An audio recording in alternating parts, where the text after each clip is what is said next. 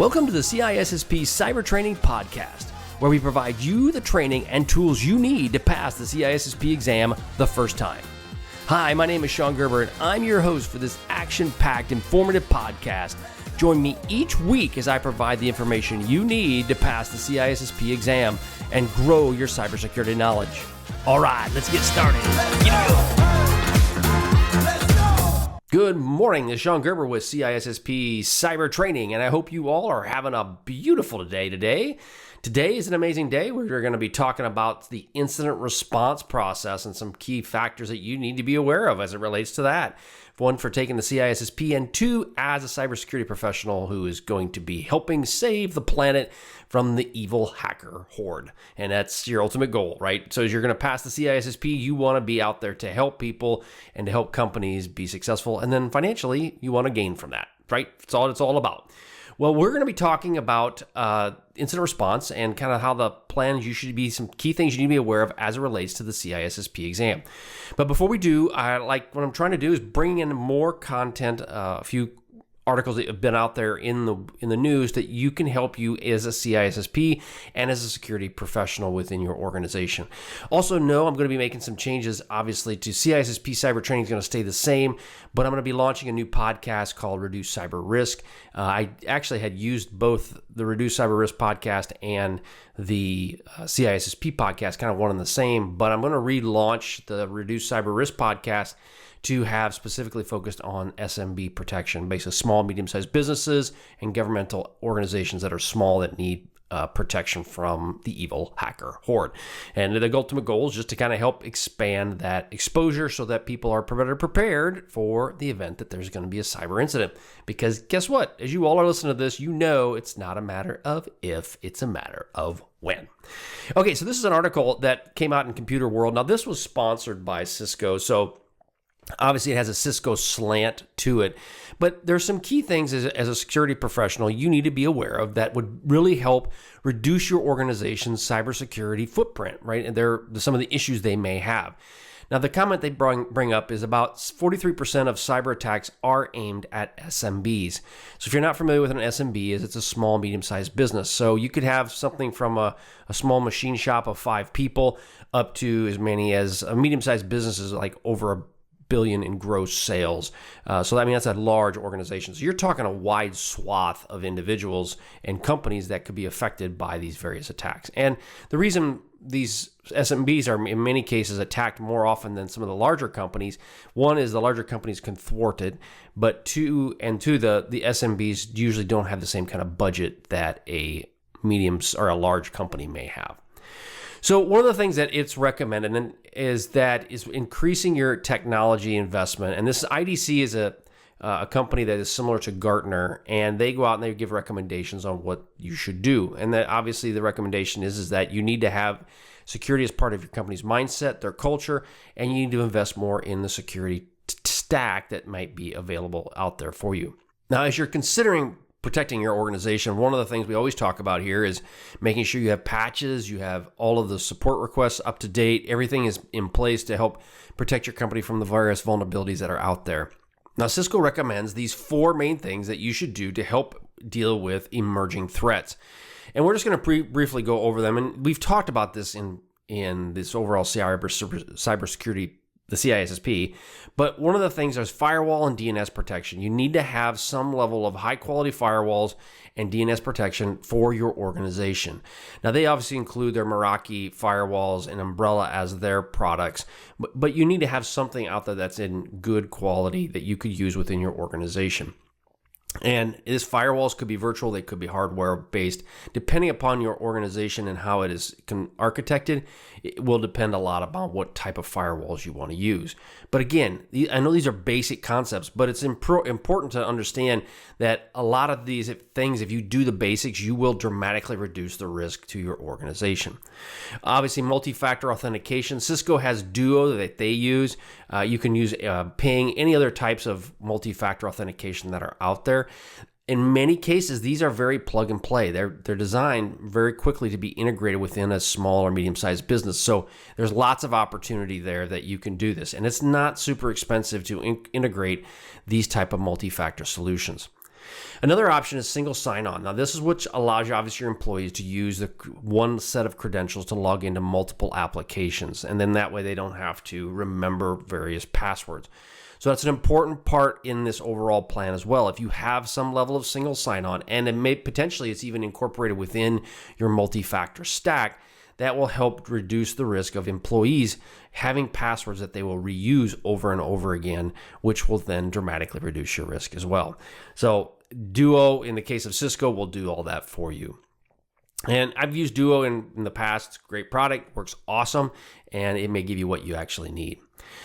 Endpoint protection, obviously, when you're dealing with, do you have like a CrowdStrike or do you have a McAfee? Do you have some sort of endpoint protection on? And then do you have any VPNs that are allowing access within your environment? Any virtual private networks that you have? You want to make sure that you have all of those documented and all of those well protected. I mean, and these are basic things, right? So if you're studying your CISSP, you're going, well, yeah, this is what most people should be doing. And you're right, they should be doing it. But I see it time and time again that they're not doing it. So therefore, you as a person who's studying for your CISSP need to come to them and provide these kind of tools to help them pass. Not barely pass, well, pass not the test, but pass the hack that's heading their way. So, but it's up to you to help provide that information for them. Okay, let's roll into what we're going to be talking about today. Okay, so as this relates to 7.6.1 of the CISSP, okay, so as we get started, we're going to be getting into domain 7.6.1-ish, and that's going to cover 1 through, I think, .1 through .7, but we're going to be covering the incident response process from the ISC Squared book on the Certified Information Security Professional. And this is chapter 17 of what you would deal with. So if you're matching this up to what the book would have, you're going to be able to see that in chapter 17, these are some of the key concepts you're going to have to know for incident response. So we're going to kind of go through each of these and how you would deal with it, one, for the test, and then two, how you can transpose that information that you learn into your daily activities. So first thing we're going to be talking about preparing. So you're going to prepare, and this is the pre-incident phase. You want to make sure that as you are, before you even go to an organization and you're sitting there going, okay, I'm ready for my incident, you want to have an incident response plan at least drafted in your mind and then put that on paper. And then from there, you can help develop how do you want to deal with the overall incident if it were to happen. Now, one of the things that can be very valuable in this, and I'm a big proponent of use the technology to help you be successful, in the fact of utilize AI to help you, especially if you're in a new company or you're just getting started, utilize AI to help you create these various scenarios or these various situations that you have to help you create this best product that you could potentially get. And this comes down to incident response plan creation. I would recommend that you go out and have either Microsoft Copilot, have a ChatGPT, have maybe Bard, create for you an incident response plan. Now, this response plan will gather the information on the internet, put something together, and it will put it in a paper format for you to be able to utilize it. Now, it's very generic. It's not going to be enough for you to go, okay, here you go. Here's my incident response plan. It's going to force you to, you're going to have to dig into it and add to it. But it's a great way to give you an outline to help you create a product that you can then put within your organization. It'll help you create this, really, you need to have a very comprehensive and detailed incident response plan. That includes roles, responsibilities, communication channels, and the overall escalation procedures. And this is one that we've talked about in CISSP cyber training is what is your plan and how are you going to execute on your plan? And then you need to test your plan. And that's one of the key factors is around training and drills. You do need to conduct regular tabletop exercises with your various teams to test this out. Now, the teams will include your management, but it'll also include your infrastructure folks, people that are doing your IT work, your HR people, and your PR, your public relations folks, or maybe your public affairs type folks. And if you're in a small and medium-sized company, you're probably going, well, that's probably like 4 people. And that might be all you need. But I would also recommend that you have the owner of that organization with you as well. It's important that the owner understands what is going into a cyber incident and how would that person run from that or run that incident as well. So it's important that you do this. And then as you do these regular tabletops, you want to come up with different scenarios around these. Now, these could be a ransomware type scenario. These could be a insider threat type scenario. When you're talking insider threat, you're going, well, how would that, let's talk about a small, medium-sized business. What does that mean? That means maybe you have an engineer, that this engineer is thinking of leaving the company, and this engineer wants to take the information that he's created working for this small company and then transpose it to another, take it to another company. You want to be able to, how would you deal with that? How would you deal with all of a sudden your entire hard drive is gone because somebody copied it? Those are things that you're going to want to go through on a training so that you understand how to respond to them, both one from an internal process, but potentially even from a law enforcement situation. So those are the kind of training and drills you want to go through. And that's how you want to have that prepared in a pre-incident situation so that you're available and ready to act on it once the situation would occur. You also want to consider what are some tool acquisitions and configuration pieces that you want to put in place prior to this all occurring. Now, this could be a situation where you have forensic types of tools in place. Maybe you have a SIEM, which is your security incident event management type of tool that you have in place. It could be as simple as you have maybe a communication process that's available, already purchased, ready to go in the event there's an issue.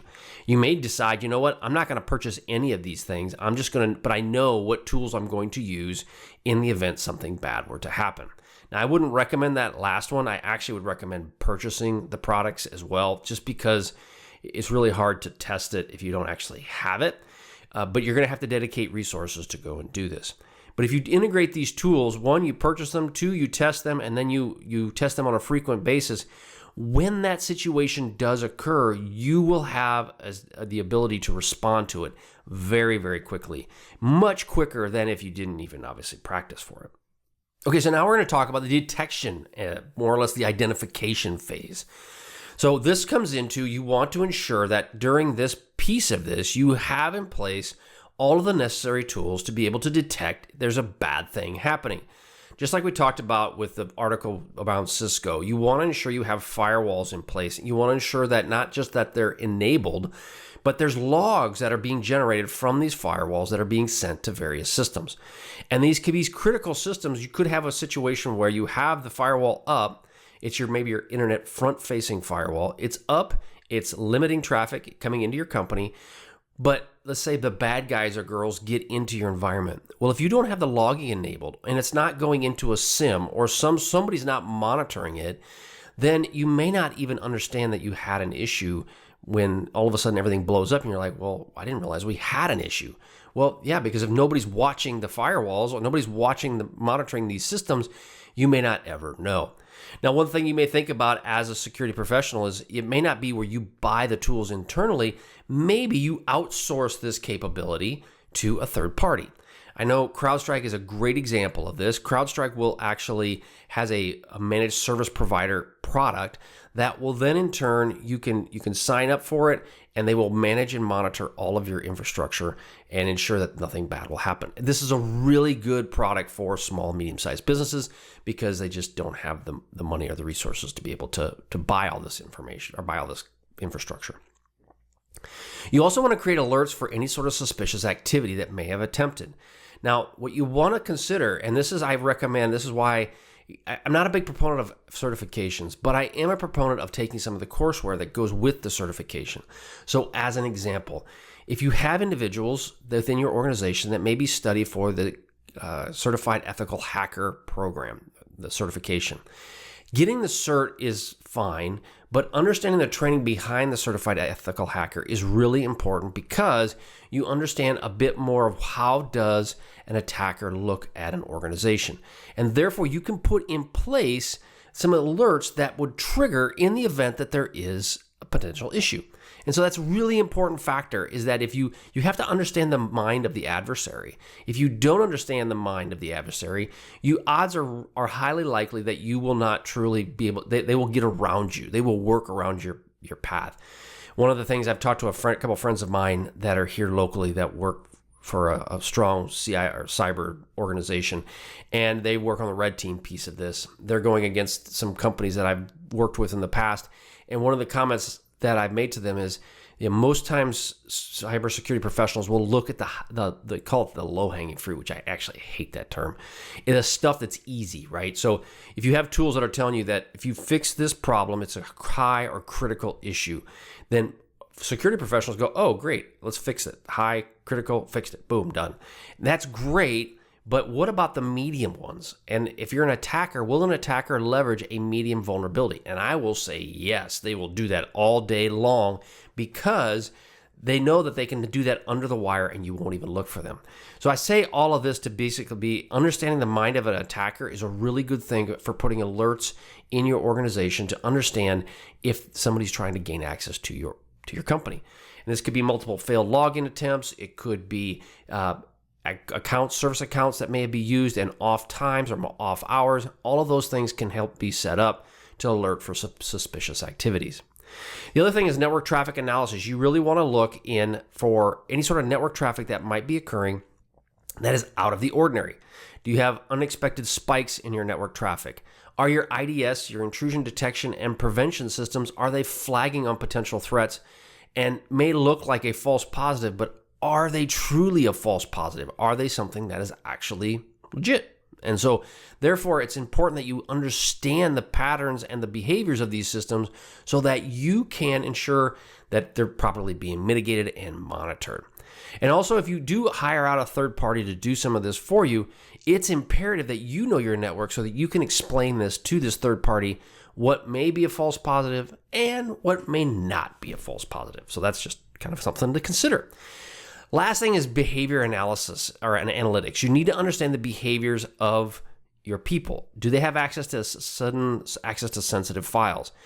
Are there compromised accounts that maybe they're leveraging maybe there's something that's been an account with a contractor that has been dormant for a while and now that's being leveraged. Those behavioral analytics are a key factor in also discovering if you have a problem. So again, that's the detection phase. Okay, so let's roll into the response phase. Now, in the response phase, this is how do you respond in the event something were to happen. So let's say you have malware that hits your organization and it hits multiple workstations. How are you going to deal with that? Are you going to isolate it? Are you going to segregate it off? Are you going to do like I know someone in another company when they got hacked, they just started ripping devices out of the wall. Are you going to do that? Probably wouldn't be a good idea, but maybe that's your only choice. Maybe that's all you can do. So it's important that how would you isolate these infected machines on the network to prevent further spreading of the malicious software. You're going to have to figure out how do you contain it. Then when you're dealing with how would you respond in the fact of how would you eradicate it. So if you have a web server that's hosting it and it gets attacked and it has the malicious software is all over it, how would you eradicate it off of a web server? And maybe if you have that web server is your only front-facing server, that one is your company, everybody sees. Okay, so that would be bad, but it's not the end of the world. But maybe, just maybe, that's the only web server that you have that communicates with the outside world at all. That's it. So if there's any sort of EDI connections, which is your electronic data interchange, any sort of funds that are transferred between your organization and another, and it's through that one web server, well, what happens? You take it down. What are you going to do? Now you can't communicate outbound. You can't transfer funds. It just depends on your organization. That could be a critical piece of system that was within your company that you would have to know about. So you also want to look at how would you reduce the malicious files, how would you patch for vulnerabilities, and then how would you harden up the security settings for that specific server. Is that server a physical server sitting in a rack somewhere in rack space or maybe in your own data center? Or is it a virtual server that's sitting in AWS that you can turn around and then maybe blow away and start all over again? I don't know, but that's something you have to consider and know. How would you eradicate this problem from your organization? Now, the eradication could be multiple steps too. It could be something where you originally just get yourself up and operational, but then you have to go through a very arduous process of removing the software from these various systems. Then the last part of this from eradication is how would you recover in this situation? So like say, for example, you get a denial of service attack and it hits your online web server. How would you bring this back? One, but two, how would you be able to monitor that you're not getting a DDoS attack again in the future? Now that may require, you can do it at the server itself, but it's a really bad place to do it. You may have to work with other organizations like Cloudflare, or you may have to buy another product that does denial of service mitigations for you. So those are things you're going to have to be aware of as it relates to trying to recover from this type of an event. Now, step 4 is the mitigation piece of this. You're going to have to work, like we talked about when you're mitigating this problem, a couple different areas. 1, you deal with workarounds, and then 2, you deal with isolation. We kind of talked about this with the denial of service attack. How would you work around that denial of service attack? How would you deal with getting your products back or your systems back online? And again, it could be from Cloudflare and they're shunting all the traffic. It could be the fact is that you stand up a whole new internet presence and you work out of there. You're going to have to figure out what would be your temporary workaround to be able to deal with this situation. If there's a critical vulnerability, how would you patch this? And how could you do a temporary patch until a permanent patch is fixed? So let's just say it's a 0-day for a specific application. And you know there's 0 days out there. You know that the application does not have a patch. How would you mitigate the problem? How would you manage the problem? Is it a front-facing website or is it internal to your organization? You may have to understand, you know what, if this server gets compromised because there's a 0-day on it and it's front-facing, you may want to take it down. You may not want to leave it up. You may want to move it into your network and allow a reverse proxy to basically bring data into that specific server and that specific server only. So there's some different scenarios you're going to have to work through to ensure that you don't have the network compromised. You want to isolate that server from other parts to prevent lateral movement. So what does that mean? That means that if you have that server, let's say it's on the front, it's a web server, and it's available to the internet, but it's got a critical vulnerability that you can't patch immediately.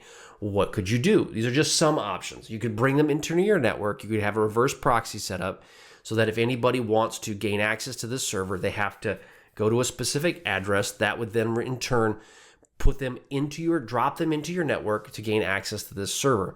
But by doing that, you would also then limit that server, nothing else can communicate to that server except to the internet.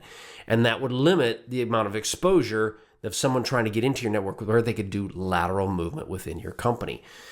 Now, that may be fine for a very short period of time, but in many cases, if it's sitting as a web server in the front on the internet, odds are high you want it to communicate with other things.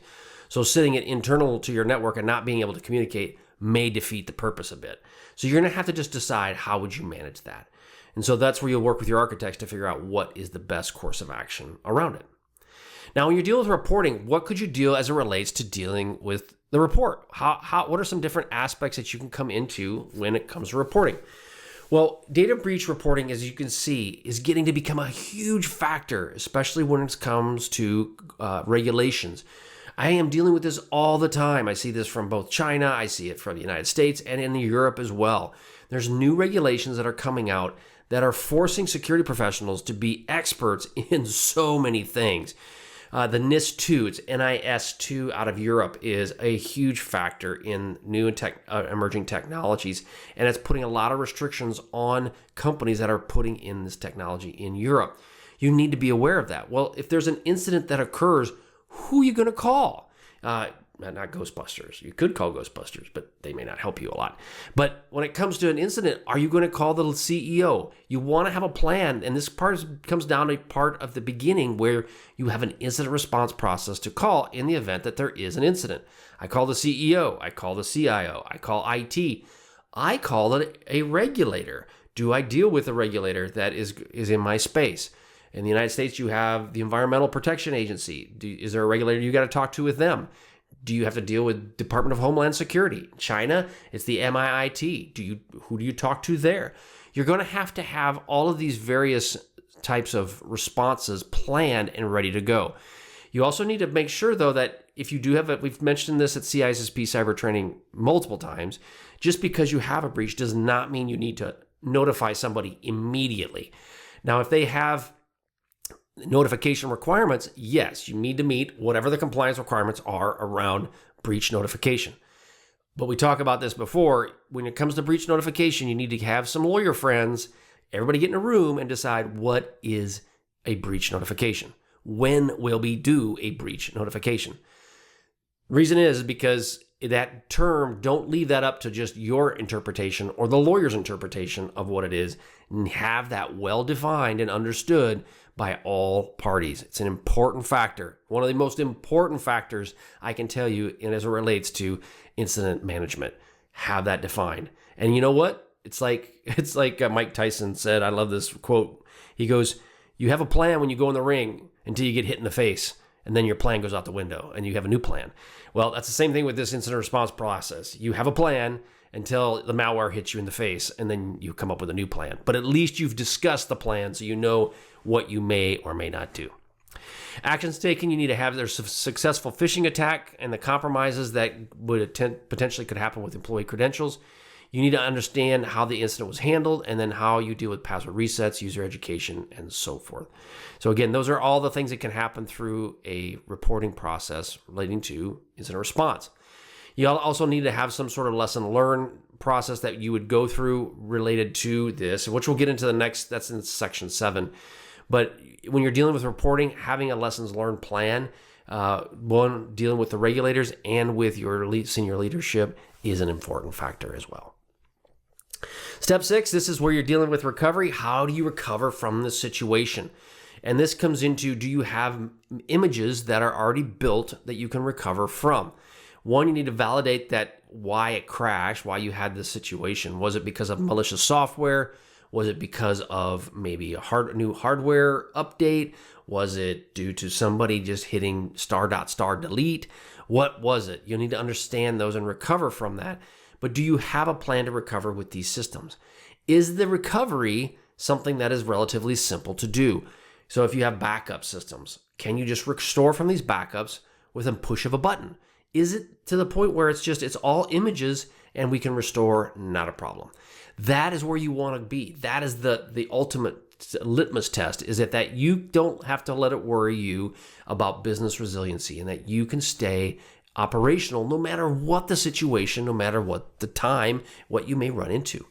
You also need to have a monitoring plan put in place, and this would deal around, do you have any sort of if someone defaces your website, how would you know that someone defaced it? Is that just the fact that someone tells you?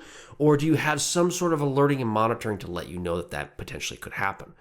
You always need to make sure that you're monitoring the site, and you're having people tell you that if something seems out of the ordinary or different, that they alert you and let you know as soon as they possibly can. It's important that they communicate all the time, and that you as a security professional are constantly reaching out to them, trying to get that communication going with them. Last thing is remediation and lessons learned. So you want to make sure that you have some sort of remediation put in place to deal with any of these issues that may come up. And this comes down to a plan. This is your incident response plan. Part of your incident response plan may not be the fact that, okay, I'm going to respond because it's an incident. Well, what if you just discover that you have systems that are outdated that need to be patched? How are you going to respond to that? What is your patch management plan? And then also, do you have any sort of user training that's teaching people how to deal with these risks as well? This comes down to phishing incidents. How would you handle that? Do you have a process in place to teach your employees around phishing incidents? And not just, okay, they discovered there's an incident. How do they report the incident? I try to come back to the fact that every employee is a sensor. Every employee is one that will tell you if something does not seem right within your organization. The problem with that, though, is sometimes people will report stuff that isn't necessary because they don't know, and it causes a lot of churn. But I would rather have the churn of someone reporting something that is not right, that actually was a false positive, than someone that just decides not to report something that was legitimately a phish, and now I have a much bigger problem that I could have had resolved much earlier. And then the last thing when it deals with the incident response is your lessons learned. You want to have a plan as it relates to how would you deal with lessons learned from your post-mortem, to policy updates, to training enhancements. So what does a post-mortem mean? As you go through this process, when your incident is done, you walk through what happened good, what happened bad. Where could we add benefit? Where could we take something away? And then you make policy updates to this situation so that when the situation occurs again, that you don't make the same mistakes twice. Now, it may be a policy update. It may be the fact that you have a better communication plan with your people. But whatever that is, you make these updates, you make these changes to your organization quickly and effectively so that the next time the situation occurs, you now can learn from it and move on. And then you make some training enhancements. I would highly recommend that you have some level of training from all of the people involved in the exercise that you're dealing with this incident, as well as follow on employees to tell them, hey, this incident occurred. These are the findings we got out of it. And here is some specific training specifically for you. Now, I will tell you that sharing findings with all your employees may not be the best option. I was just going to kind of couch a little bit of what I said. Sharing the findings with the senior leadership, that's important. Sharing it with all the employees, probably not the best idea.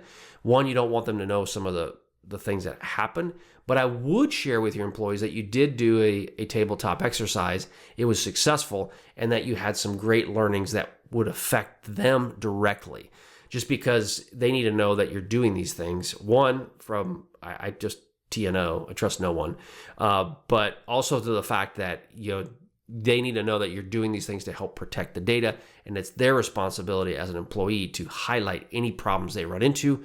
They too should bring that up to leadership and ensure that it's protected. Okay, that's all I have for today on the incident response. This, again, was 7.6.1. You can get this in Chapter 17 of the ISC Squared book, and you can go ahead and listen to this while you're reading along, and it will give you some guidance and direction. All right, I hope you guys have a wonderful, wonderful day, and we will catch you all on the flip side. See ya.